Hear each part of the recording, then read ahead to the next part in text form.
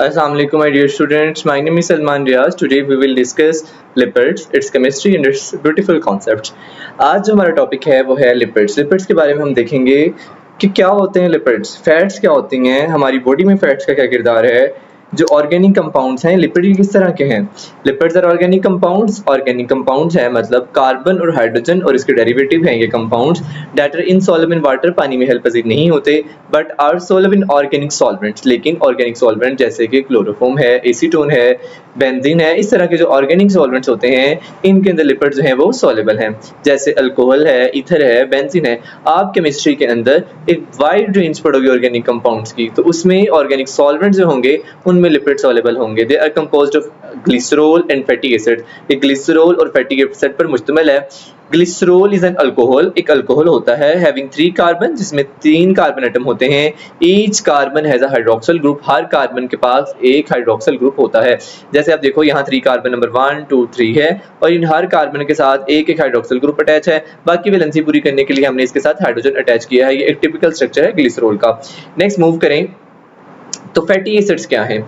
Lipids are made up of fatty acids. Lipid के जो monomer हैं जैसे प्रोटीन अमीनो एसिड से मिलकर बनता है, इसी तरह लिपिड जो है वो फैटी एसिड से मिलकर बनते हैं। Fatty acids are long chain hydrocarbons with carboxylic group at the end. Fatty acids ऐसे हाइड्रोकार्बन होते हैं, लॉन्ग चेन हाइड्रोकार्बन होते हैं जिनके आखिर पर एक कार्बोक्सिलिक ग्रुप होता है। अब फैटी एसिड की 2 टाइप्स हैं, एक होता है सैचुरेटेड फैटी एसिड और दूसरा होता है अनसैचुरेटेड फैटी एसिड। जो सैचुरेटेड फैटी एसिड होता है have internal carbon atoms bonded with maximum number of hydrogen atoms. Saturated, अगर सैचुरेटेड है तो मतलब इसमें कोई भी डबल बॉन्ड नहीं होगा, मजीद हाइड्रोजन इसमें ऐड नहीं हो सकते और इसके बाद maximum number of hydrogen atom है। इसके बाद कोई डबल बॉन्ड नहीं होगा between carbon atom. Saturated fatty acids are solid room temperature, और ये फैटी एसिड जो होते हैं सैचुरेटेड फैटी एसिड्स ये सॉलिड होते हैं रूम टेम्परेचर के ऊपर। जैसा कि अगर दूसरी बात करें अनसैचुरेटेड फैटी एसिड की, इसके पास एबिलिटी होती है मजीद हाइड्रोजन को लेने की, है 1 और more double bond between carbon atom, क्योंकि डबल बॉन्ड होता है ना तो डबल बॉन्ड को तोड़ के वहां मजीद हाइड्रोजन लाए जा सकते हैं। तो अनसैचुरेटेड फैटी एसिड के अंदर एक या एक से ज्यादा डबल बॉन्ड हो सकते हैं। They are liquid room temperature, और ये रूम टेम्परेचर के ऊपर जो दर्जा हरारत होता है उसके ऊपर ये लिक्विड शक्ल में पाए जाते हैं, माया शक्ल में होते हैं। नेक्स्ट है आपके पास सैचुरेटेड फैटी एसिड की एक एग्जांपल है 1 2 3 4 5 6 कार्बन वाला, ये हमारे पास है। आपको नजर आ रहा है यहाँ जो एंड है, एंड पर यहाँ कार्बोक्सिलिक ग्रुप है, यहाँ पर एक कार्बोक्सिलिक ग्रुप है, ये कार्बोक्सिलिक ग्रुप का कार्बन है। बाकी 1 2 3 4 5 जो है आपके पास कार्बन वैसे मौजूद है। बाकी वैलेंसी पूरी करने के लिए हाइड्रोजन लगाई और लास्ट पर ये हमारे पास जो है C डबल बॉन्ड OH ये कार्बोक्सिलिक ग्रुप है। इसी तरह से यहाँ लास्ट पर C double bond OH carboxylic group है। बाकी ये जो 1 2 3 4 5 जो है हमारे पास कार्बन एटम्स हैं। इन कार्बन एटम्स में कार्बन नंबर 1 2 और ये जो हमारे पास थर्ड वाला कार्बन है, इन दोनों के दरमियान हमारे पास डबल बॉन्ड मौजूद है। तो सैचुरेटेड फैटी एसिड में आपको नजर आ रहा है यहाँ कोई भी डबल बॉन्ड इन कार्बन के दरमियान नहीं है। हाँ, आप कहोगे कि ये कार्बोक्सिलिक एसिड जो ग्रुप है इसमें डबल बॉन्ड है, बट ये carboxylic acid group functional group का डबल बॉन्ड है, बल्कि चेन जो चल रही है उसमें कोई डबल बॉन्ड नहीं है। हमने बात की कि अगर चेन के अंदर डबल बॉन्ड आ जाए तो वो हमारे पास क्या होगा, वो हमारे पास अनसैचुरेटेड फैटी एसिड में होगा। हाँ, अलबत्ता अगर फंक्शनल ग्रुप में है तो कोई मसला नहीं होगा। नेक्स्ट बात करें, हमारे पास है fats and oils. Fats and oils, unsaturated fatty acids, fats and oils are the most familiar lipids. Unsaturated fatty acid में फैट्स और ऑयल जो है मोस्ट फेमिलियर लिपिड्स होते हैं सबसे ज्यादा। They contain 1 glycerol and 3 fatty acid. एक glycerol होगा, ग्लिसरॉल को हम पीछे पढ़ चुके हैं, 3 कार्बन एटम होते हैं, हर कार्बन के साथ हाइड्रोक्सिल ग्रुप अटैच होता है, हाइड्रोजन पूरा हम उसकी वैलेंसी के लिए लगा देते हैं। एक ग्लिसरॉल होता है और 3 फैटी एसिड्स होते हैं। Fats contain saturated fatty acid, जो फैट होता है उसमें सैचुरेटेड फैटी एसिड होता है और ये सॉलिड होते हैं रूम टेम्परेचर के ऊपर। और जैसे कि एनिमल फैट, जैसे कि जो जानवर है उनके अंदर जो फैट पाई जाती है। अब दूसरी तरफ ऑयल जो है उसमें अनसैचुरेटेड फैटी एसिड होते हैं और ये रूम टेम्परेचर के ऊपर लिक्विड होते हैं। जैसे कि प्लांट ऑयल की बात करूं, जैसे ऑलिव ऑयल है, कॉर्न ऑयल है, कोकोनट ऑयल है, ये सारे ऑयल हैं, तो ये पौधों से मिलने वाले जितने ज्यादातर होते हैं वो अनसैचुरेटेड फैटी एसिड्स होते हैं। नेक्स्ट बात करें फॉस्फोलिपिड्स। अब लिपिड की एक और टाइप है जिसको कहा जाता है phospholipids. These lipids make core of all cell membranes. जितनी भी मेम्ब्रेन्स होती हैं उनका कोर जो है वो फॉस्फोलिपिड्स बनाते हैं। आपने पढ़ा सेल मेम्ब्रेन के अंदर, सेल मेम्ब्रेन में 2 ज्यादातर बनाते हैं, 80 to 20% और 10 to 20% वो आपके पास फॉस्फोलिपिड्स और प्रोटीन थे। तो फॉस्फोलिपिड जितनी भी मेम्ब्रेन्स होती हैं उनका ज्यादातर हिस्सा फॉस्फोलिपिड्स पर मुश्तमिल होता है। अब phospholipid consist of 1 glycerol, 2 fatty acid and a phosphate group. अभी हमने बात की कि जो फैटी एसिड होता है, जो हमारे पास फैट्स और ऑयल्स, इसमें एक ग्लिसरॉल होता है और 3 उसमें फैटी एसिड्स होते हैं। पर लेकिन जो फॉस्फोलिपिड उसमें एक ग्लिसरॉल, 2 फैटी एसिड और एक फास्फेट ग्रुप होता है। नेक्स्ट इसका हम स्ट्रक्चर भी देखेंगे। स्ट्रक्चर देखिएगा जरा, एक तरफ आपके पास फैट्स एंड ऑयल्स है, दूसरी तरफ आपके पास फास्फोलिपिड्स है। इसमें देखो तो 3 फैटी एसिड हैं, कार्बन के साथ 3 साइड फैटी एसिड अटैच हैं, बाकी हाइड्रोजन हमने वैलेंसी पूरी करने के लिए लगा दिए।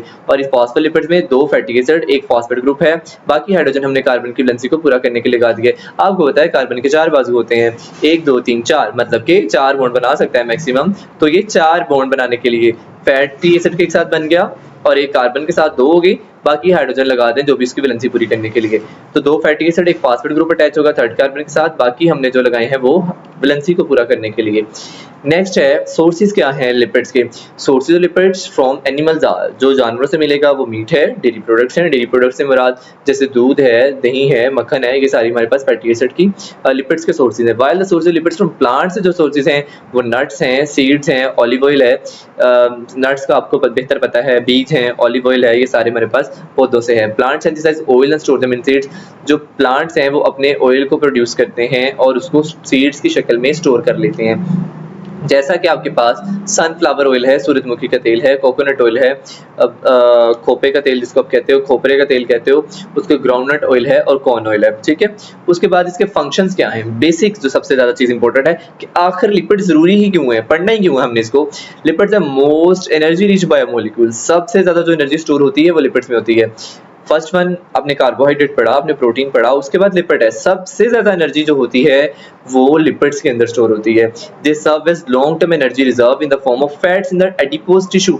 अगर आपकी बॉडी में ज्यादा एनर्जी चाहिए तो फैट्स जो है वो एडिपोज टिश्यू में रिजर्व, एनर्जी रिजर्व के तौर पर स्टोर हो जाती है। For example whenever you do a hard work or hard exercise, these fats are used which is present in adipose tissue। जो adipose tissue में फैट पड़ी हुई होती है आप उसको इस्तेमाल करते हो, तो ये लॉन्ग टर्म एनर्जी रिजर्व के तौर पर when the body requires energy, जब एनर्जी चाहिए होती है, these stored lipids are broken down, ये लिपिड्स टूटते हैं और फैटी एसिड को रिलीज करते हैं और ग्लिसरॉल को, which can be used as fuel for energy।